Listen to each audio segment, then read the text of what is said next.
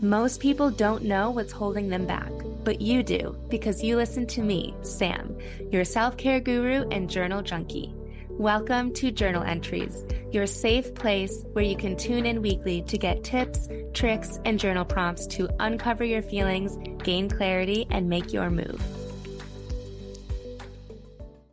Welcome to Journal Entries. This week, we are talking about decisions and specifically career decisions that you won't regret. I don't know that I've ever really talked about where I began before I started journal coaching. And before that, I was a health and wellness coach. But before that, I was a CRM project lead at General Electric.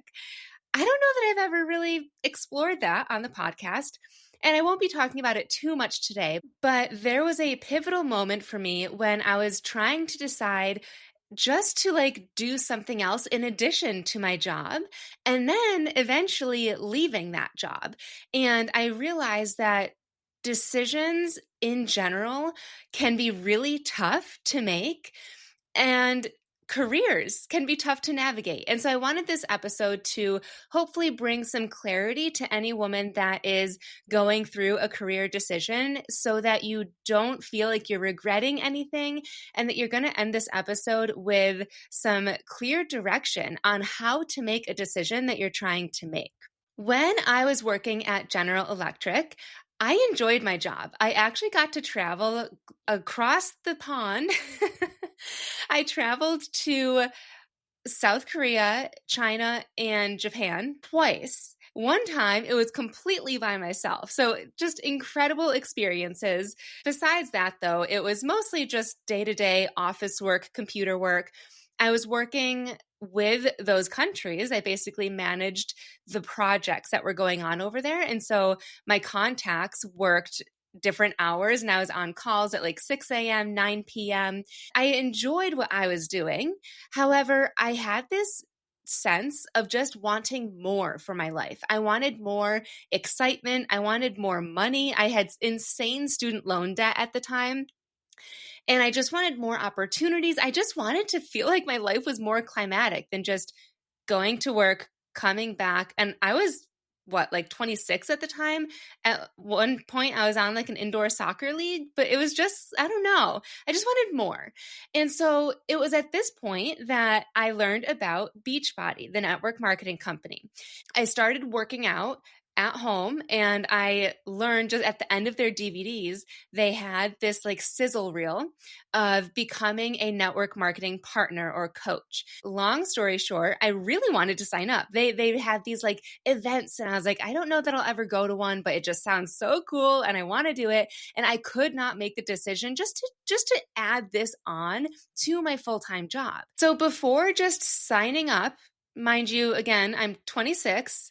I'm fully able to control my life, but I individually spoke to each member of my family just to see their thoughts and opinions about me starting this network marketing business. And I specifically remember I talked to my older sister on a bus to New York City because she was living in New York City at the time. I talked to each one of my parents separately when we were on vacation in Cape May, New Jersey at the time. And I think I remember talking to my twin sister when we were on a run in Boston. She was living in Boston at the time. And we were running. We were training for a half marathon, now that I think about it. And I was just telling her all about it. And I was trying to decide which team to join. It's all coming back to me now. And so my intention was telling each individual family member, really seeing what do you think? Should I do this? Is it worth it? And there was so much that went into this decision. And looking back, I'm just start the business. What could go wrong? But I just felt like I needed that security and I needed help making this decision. It felt like the stakes were so big for some reason. I thought that I needed help making decisions, but what I really needed help with was just trusting myself and hearing the answers within myself. If I had listened to that, I would have had my answers within seconds. Not the 6 months that it took me to decide to quit playing soccer I had a whole episode on that. Or the 4 different conversations with my family members to start this tiny side hustle of a business. Or those same conversations with my family members when I decided to leave my full-time job to pursue network marketing after months of realizing that I was just zoning out in meetings at work, wondering how I got here and if this is all there was. Knowing that where I was at in my corporate job, there didn't seem like there was a next level. I would have had to switch like GE companies if I were to stay within the organization. And I just didn't feel like I wanted to do that.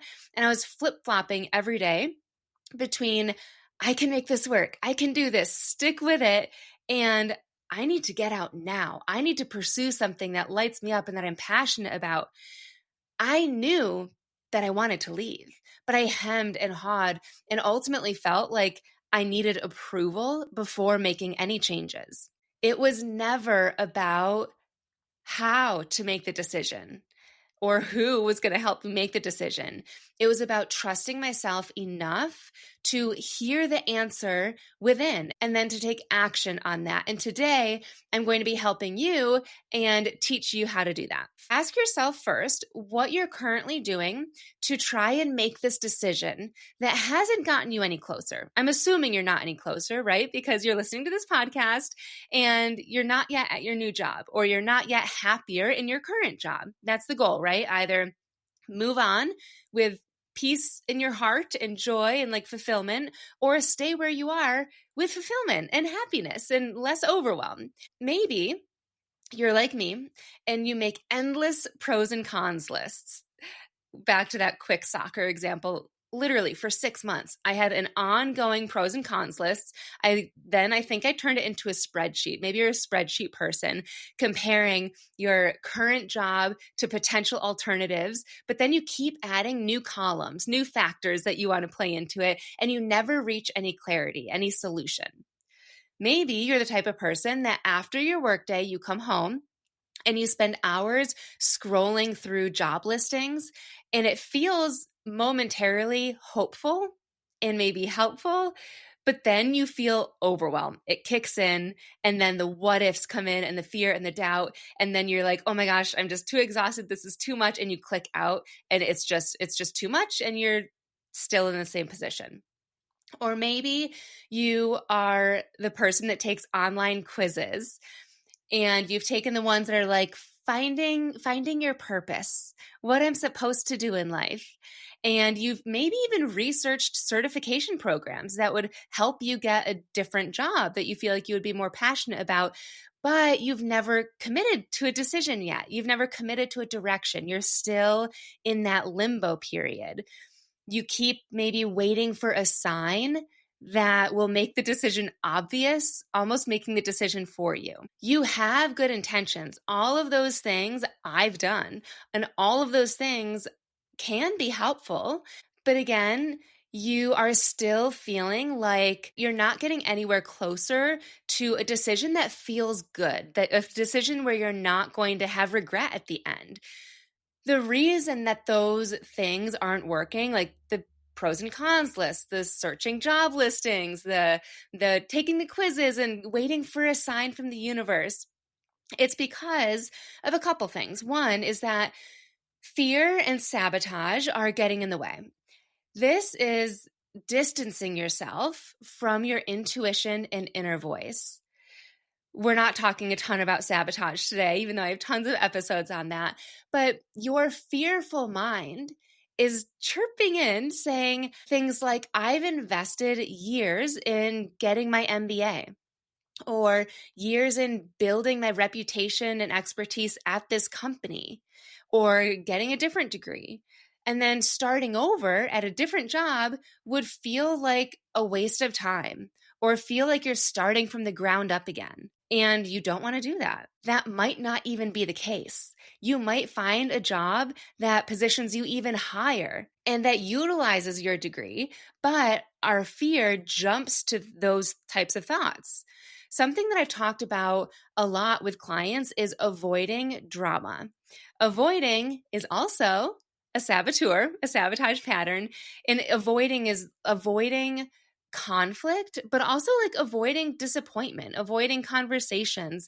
What they specifically say around wanting to change careers is, I don't want to have to deal with the conversations, like actively telling my boss that I want to leave. But also, they don't want to deal with the potential disappointment from their boss or their team or their family and like what their family will be thinking of them. Another thought that my clients have had is that their current team or that their boss won't be able to find somebody else as good as them right away. And that if they left, they would be putting their team in a bad spot. And so they're putting all of this on themselves and then not making a career decision because of it, stunting their own growth and literally staying in the same position in their life because of this, because they're avoiding these fearful thoughts. And I know you know this, but especially in the business world, everyone, every role is replaceable. They will miss you. Your boss will miss you. Your teammates will miss you, but they will also find somebody new, train that person, and move on, and probably quicker than you think. Also, I mean this with love, but you are not the only one to do this job. And you will be the one to help train the new person and pass on your tips and tricks and any of those learned hacks that like maybe you were the one to create something in your role and nobody else truly knows how to do it. You can teach that to the next person. So all of those fears that come in aren't really valid. There's also this truth that no one's telling you. Your ability to make the decision to leave or to stay and make your current role better isn't about lacking information or other options. As I've been mentioning, it's that you're disconnected from trusting yourself. Every time that you've dismissed your gut feelings to be practical in the past, who can relate to that of just feeling like they opt for logic rather than their intuition, or rather just for how they feel, that inner voice that said, yes, go after this opportunity, or maybe no, don't go after that. And dismissing that, every time you push those thoughts and hearing those voices down, and every time you push down dissatisfaction to be grateful, that's another thing I hear from my clients is, I should be grateful. My job is a good job. I should be grateful for this. I should be grateful for my paycheck. I should be grateful for this opportunity. But also every time that you've silenced your desires to meet other people's expectations, you're teaching yourself that your inner knowing, that inner voice isn't trustworthy, that it's not true, that those fears, those are the actual truth. That's what you're telling yourself. And now you're stuck in analysis paralysis, hoping that external factors will somehow make the decision for you. What if the answer isn't out there? It's not in another pro and con list. It's not in another job listing. And it's not in another person's opinion. And what if the real cost isn't even leaving your job, but the life energy draining away while you remain frozen in this indecision? Think about how you've been feeling at your job. Think about how you've been feeling when you come home from your job. Think about how your kids have been seeing you based on your current situation. Are they getting the energized version of you? Are they getting the inspired version of you? Or are they getting the depleted version of you? I feel like the cost of how you feel and how that ripples into your work and how it ripples into your family is more expensive than the cost of just leaving your job. Today, as you're listening to this, on the air date is Tuesday, March 18th, 2025. 1 year from now is March 18th, 2026. You will either be celebrating the courage that you found to trust yourself today, or you'll be writing the exact same Google searches, having the exact same internal debates, and feeling the exact same dread and hemming and hawing. The career decision itself isn't what's keeping you stuck. Your boss isn't what's keeping you stuck. It's the broken connection to your own inner authority. This is what separates women who remain trapped in those, what do they call it? Golden handcuffs from those who create careers that actually energize them. Not from the absence of fear, but the ability to hear their truth through the noise. I don't have the answer for you about whether you should stay at your job or go. You do. And I think that's the beautiful thing. And I can help you access it. That's what we're going to get into right now. I want you to ask yourself, and if you're available to journal, feel free, but even just ask yourself and think about what is currently missing at your current job? Or another way to think about it is, what are you craving more of? Or what do you want less of? You might be able to just spit this off, like you've been thinking about this already. So just kind of do a brain dump of what is it specifically that you want? My private client, Laura, came to me because she was chronically overwhelmed at work and she felt like she was in a midlife crisis. Going back to the gratefulness, she said to me, I feel like I should be grateful because I have a good paying job, but I'm so overwhelmed every single day. I have a long commute. I barely get to see my kid. And I have this desire to see my life progress as if there's breadcrumbs leading forward. And I'm not feeling that. I feel like I wake up every day and it's the same day over and over. And I want to see and feel like my life is moving forward. She also said that she was debating burning it all down and beginning to transition to her dream job, which I just want to mention is a book van, which I think is the coolest thing ever. Think about a bookstore just in a van and going to food vendors, but a traveling book van. How cool. Anyways, I asked her what she didn't like about her job. What was the overwhelming part? And she, of course, had a whole list of things. I asked her, what did she like about it? What did she want more of in her life? And after a bunch of questions, a constant theme for her was that she wanted more space. That was the word, space. She wanted more space for herself so that she could feel more present with herself. She said she just wants to sit in the corner of her cozy living room with a blanket and a cup of tea and read a book for 30 minutes.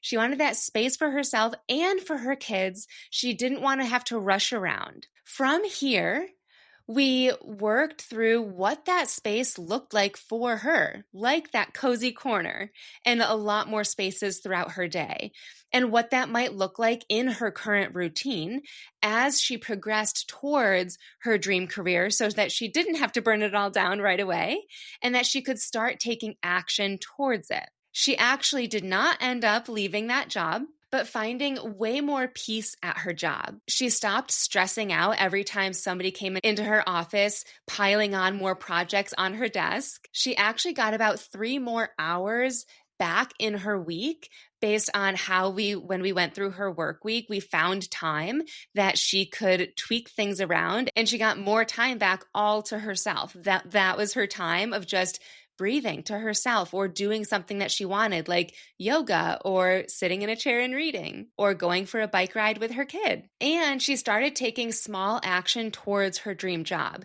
One of the things that we uncovered was her sabotage patterns and how there was this one task on her to-do list, which was simply to call somebody else who has a successful book van business, and she just wants to set up a meeting to ask some questions about it. That was on her to-do list for months and months and months. And her saboteurs were coming in that was not prioritizing it. And so we worked through that, and she was able to do that action within 5 days. And she said she would have done it sooner, but it was a weekend and her kid was home and she wanted to just wait. So your prompt for today is just that. What's missing at your current job? Or what are you craving more of or less of? I personally like the what are you craving more of? This gets you in the imaginary mindset and It gets you thinking bigger about what your next role could look like, or if you stay in your current job like Laura did, how could your current role be better? And what could that feel like for you? Of course, I would love to go more in depth with you on this and walk you through all of the next steps to applying it to your life. I feel like that is my specialty. And then addressing those sabotage patterns that come up for you, right? Just like Laura did, and just like they do for literally everybody. Sabotage patterns are ingrained in us. And if you don't intentionally work through them, they will come up. Because it's neuroscience. They are wired in your brain to procrastinate or people please or become a perfectionist and not make any moves until everything is perfect. So many other things. And they will come up as you start to pursue these things. So you have to work through it in order to not just make the decision, but then go after it. But I keep these episodes short. So if this episode resonated with you and you would like to continue working together, I am opening a brand new limited time offer for my private coaching. Normally, my private coaching is 6 months, but this is a 6-week intensive for decision clarity. I don't know if you can tell, but I am super passionate about this. I feel like I've been smiling this whole time if you've been watching the YouTube video of this, but I love working on this with women. So if you are interested, I will have a questionnaire for you to fill out in the show notes just to learn more about you and where you're at and see if it would be a good fit. And then I will reach out to you with details, pricing, and answer any questions that you have within 24 hours. I just want to leave you with this. Remember that everything you desire and that you need is known within you. I spent so many years just not paying attention to it and pushing that down. And again, believing that the fears were reality and my quote unquote logic was the truth. We are just never taught to hear our inner voice. Or if we are, she gets drowned out by all of our responsibilities and thinking that by doing more and that staying busy is productive, when in reality, slowing down, being with yourself, and asking the right questions gets you answers and direction so much quicker. And you'll feel so much more peaceful as you pursue it. I hope that you got some value and clarity from today. If you did, please rate and review my show. I so appreciate you tuning in this week, and I will see you next week. Thanks so much for tuning in to this week's journal entry. I love connecting with my listeners, so make sure you screenshot this episode and tag me on Instagram at samantha.s.says so I know you're listening. And don't forget to grab your free training and journal prompts at www.samanthapenkoff.com/podcast.